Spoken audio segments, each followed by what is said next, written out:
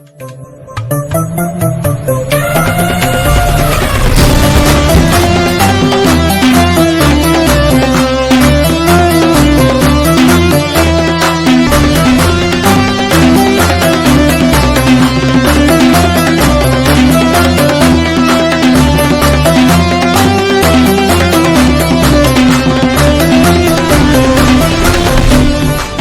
the triple beam bless you. We are from Heladeepa TV, and today we are going to have another session on Satara Brahma Viharana, which is very important for everybody in the world to practice that as a meditation also. Today we have invited Bante Upatissa Thera. Last two occasions also we discussed on meditations and various kind of meditations and the concept of Buddhist things and all those things. So, Reverend Sir, would you please, shall we start the session by saying Namaskar for three times? Namo tassa bhagavato arahato samma sambuddhassa. Namo tassa bhagavato arahato samma sambuddhassa. Namo tassa bhagavato arahato samma sambuddhassa. Sadhu, sadhu. Reverend Sir, I would like to know something about Satara Brahma Viharana. That is very important topic for the people, and that is the basic concept of the people who are interested in metta. So would you please explain one by one in a simple way that what is metta actually? Okay, well, there's a concept in Theravada Buddhism, or all throughout Buddhism, called metta, in Sanskrit maitri, which people translate that as loving kindness. And so I ask people, what is maitri? And they say, well, that's loving kindness. And then I ask people, well, what do you mean loving kindness? And they say maitri. So it seems to me that often people don't have a clear idea. Maitri is basic, in Western terms, we would call it unconditional love. Unconditional love. Like a mother for her baby. No matter what the baby does, the mother does not change her attitude toward the baby. The baby is always right. The mother is there to protect her baby. There's a sutta or a discourse where the sutta says, even as a mother would protect her child, her only child, with her life, so one should develop a mind of metta toward all beings. Well, this mind of metta is the mind that a mother would have for her newborn child. It's unconditional love. There is an emotion that one can have. Exactly. Now the trouble is that we can't always generate such emotions. I mean, I can't sit down and have unconditional love for someone who is always treating me very badly, somebody I don't like. I cannot sit down and say, okay, I'm going to love so-and-so because this person is a real jerk, right? But there's another aspect of metta, which is in English we would say benevolence, well-wishing, or if you will, you could say, call it praying for your enemies. And that is when you say, may so-and-so be well, happy and peaceful. May so-and-so be happy. May everything I want for myself be given to so-and-so also. And if I don't like him, I'll say, even though I don't believe him, still, may so-and-so be happy. Even if I don't mean it, I can repeat this over and over again. Just repeat this. So that's one way of doing metta, is by benevolence. Or one can try to generate a feeling of loving kindness within, or unconditional love. You mentioned the four Brahma Viharas. Second one is that metta mudita. Now, the next one is karuna. Karuna, Karuna means compassion. Now, I have asked people about the four Brahma Viharas, the four divine abidings. Brahma Vihara we can translate as divine abode, divine abiding. Metta, loving kindness. Karuna, which is compassion. Mudita, sympathetic joy.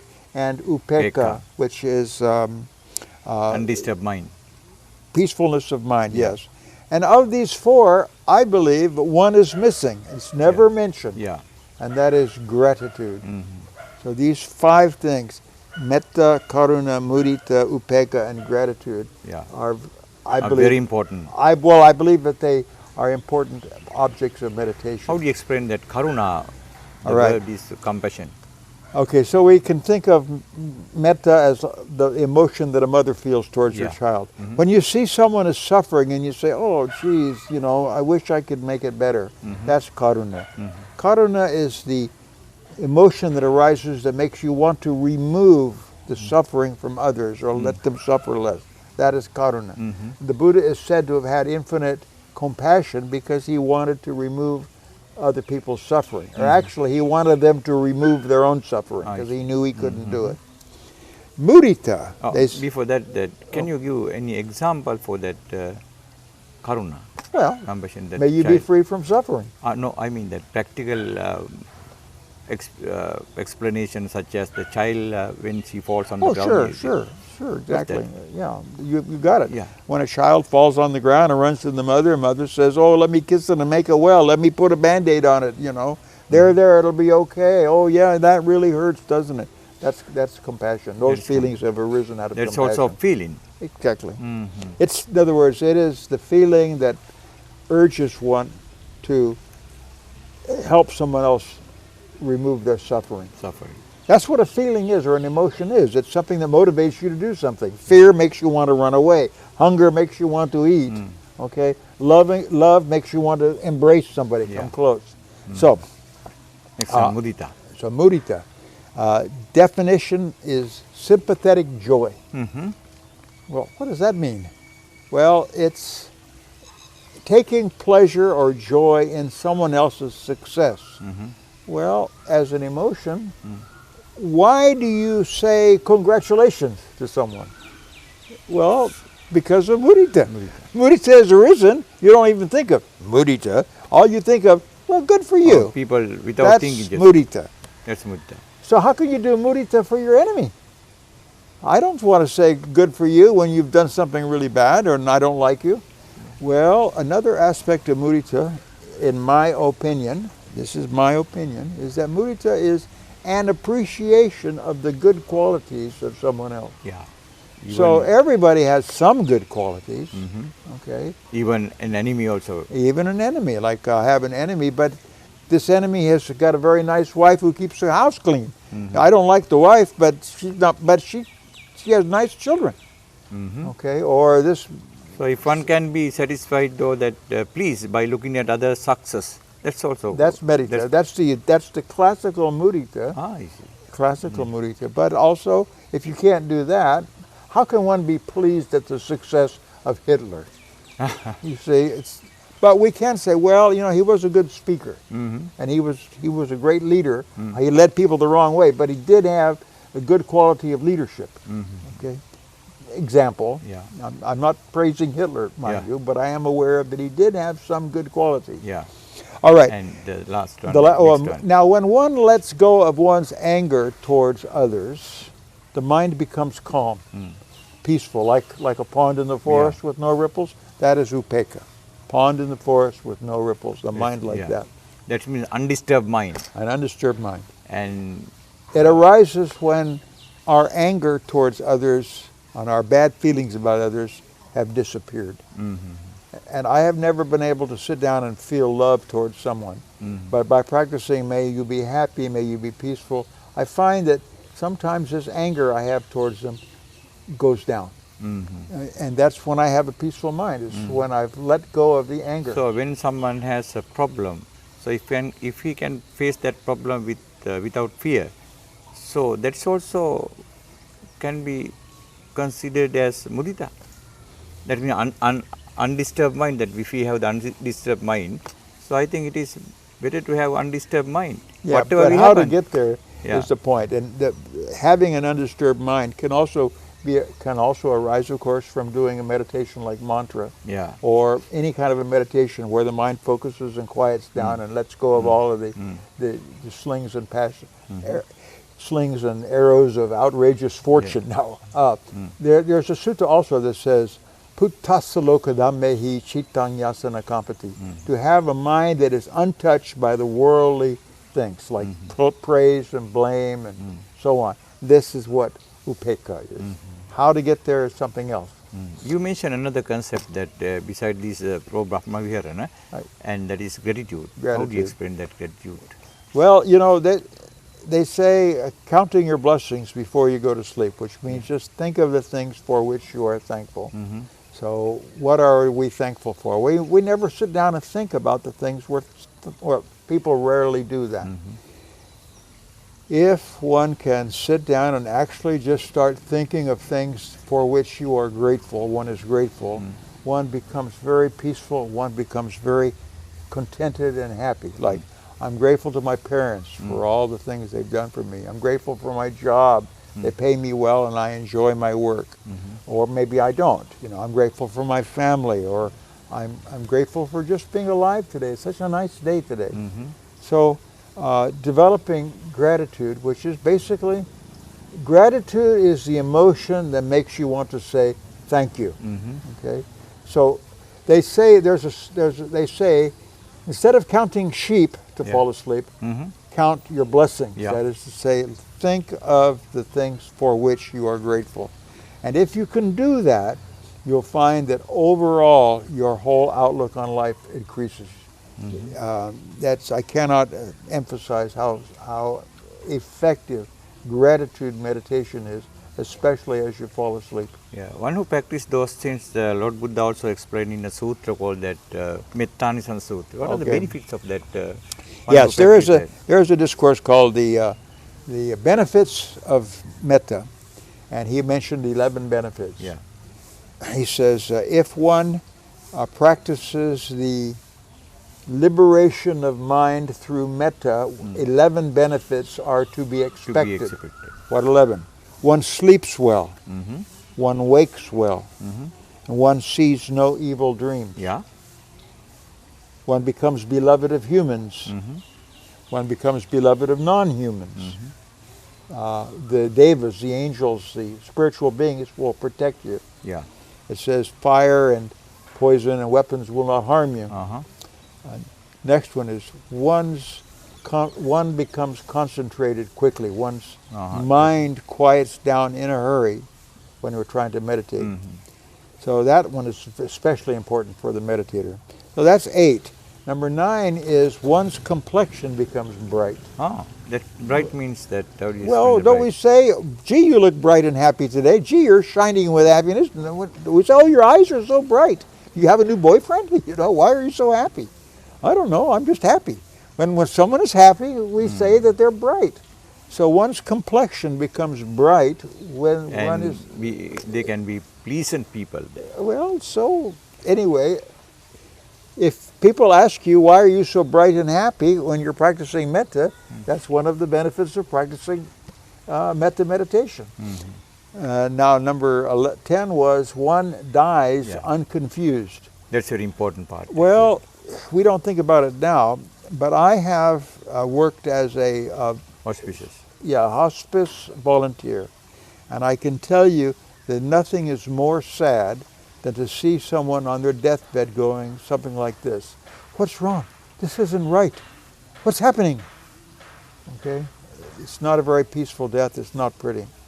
So one dies without confusion when one practices metta.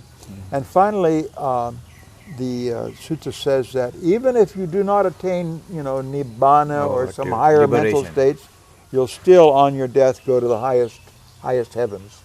So, the interesting thing about these 11 benefits, earlier I mentioned that the Buddha's teaching was ehipassiko. Come and see, test it out. Well, of these 11 benefits, practice metta and see if they start coming true for you. Yeah, sure. Because they will. One can test. One can see it. Yeah. One can see it. We will practice metta meditation as a visualization. So again, we start by relaxing the body, taking a few deep breaths. Just let all tension drain away.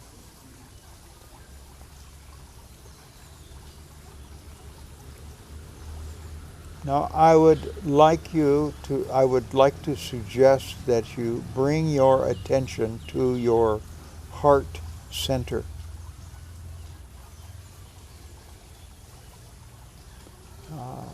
And imagine that your heart is just glowing with metta, unconditional love.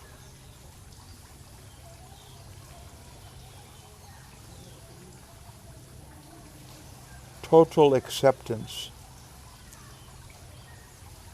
uncritical,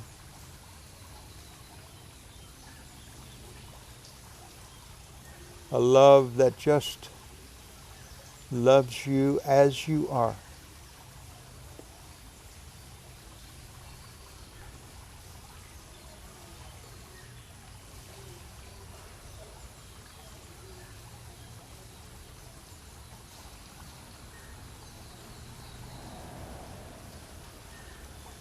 Can you feel the warmth and love coming from your heart? Coming from your heart center, wherever that is.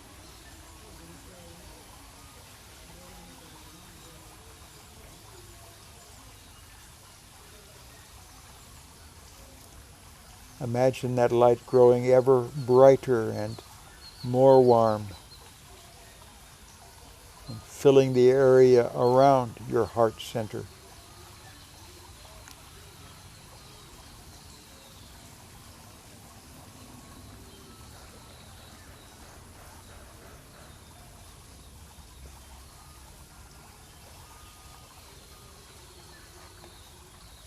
And gradually this warmth and light expands to fill your whole chest or your whole body.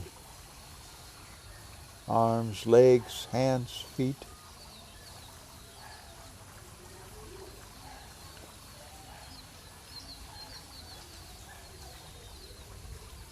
Filled with such a peace, unconditional goodwill, total acceptance,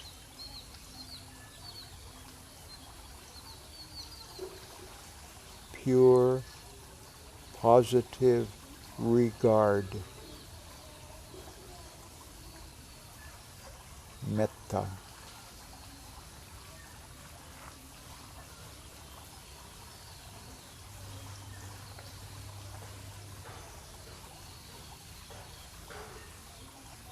Now imagine this metta light shining through all of the pores of your skin, surrounding you like a warm blanket around a baby.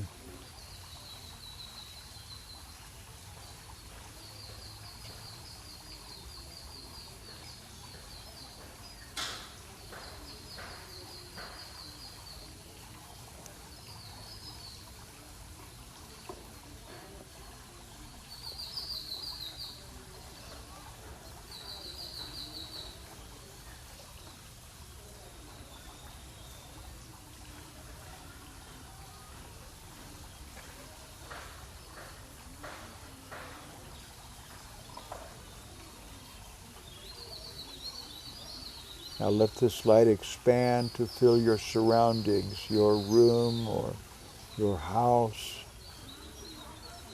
wherever you are. This whole area filled with the light of unconditional goodwill and love.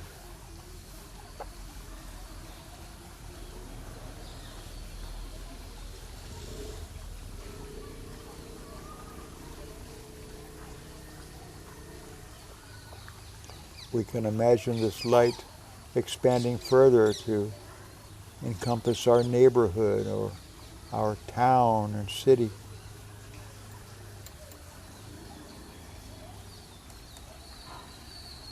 Blessing all beings that it touches and surrounds.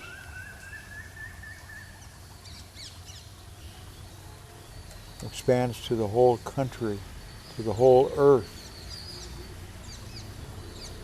to the whole solar system.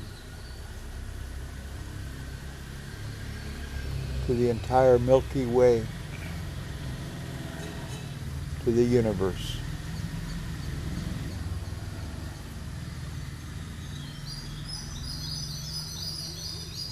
May all beings be happy. And now we will bring this meditation to a close by allowing that light to return to our bodies. And there it will stay, a body filled with the light of loving kindness. Sadhu, sadhu, sadhu. Thank you very much, Bhante, that giving us very good advice how to do that. One way to do it. The Buddha says to radiate these Brahma Viharas in all directions, up, down, and all around. And I think that's what we just did. Sharnaya. May you be happy.